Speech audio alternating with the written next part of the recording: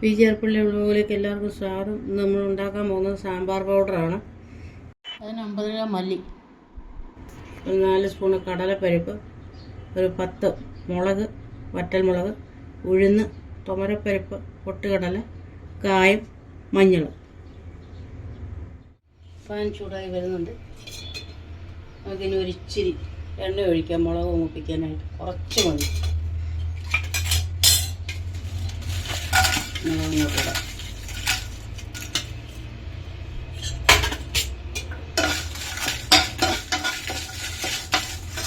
മൂത്ത് വരണം. ഒരു 2 മിനിറ്റ് വരണം. മുളക് മൂത്ത് വരട്ടെ. ഒരു 2 മിനിറ്റ് ആയത് നമുക്ക് ഈ മല്ലിയും കൂടെ അങ്ങോട്ട് ചൂടാക്കി എടുക്കാം.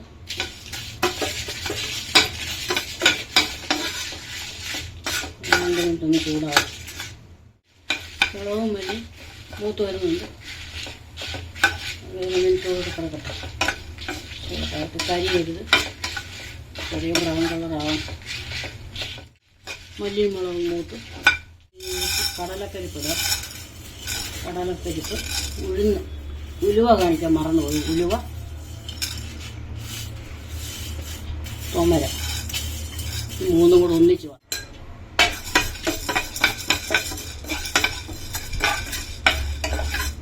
3 ടീസ്പൂൺ ഉഴുന്നുകൂടി ഇടാം.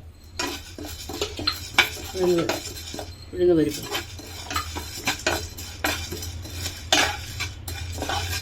രണ്ട് കറിവേപ്പില ഇടാം. 2 കറിവേപ്പില കുറച്ചുകൂടെ മൂക്കണം. പൊട്ടുകടല ഇട്ട് കൊടുക്കാം. ഇതുപോലെ ചെറിയ ബ്രൗൺ കളറാണ് എല്ലാം. കായപ്പൊടി ഇട്ടു, മഞ്ഞൾപ്പൊടി ഇട്ടു.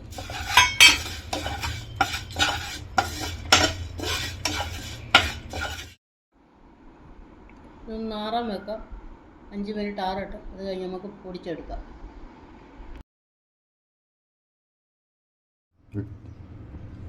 മിക്സിയുടെ ജാറിലോട്ടിട്ട് പൊടിച്ചുകൊണ്ട് വരാം.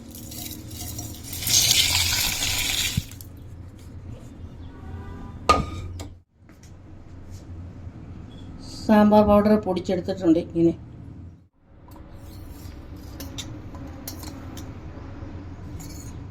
സാമ്പാർ പൗഡർ റെഡി ആയിട്ടുണ്ട്.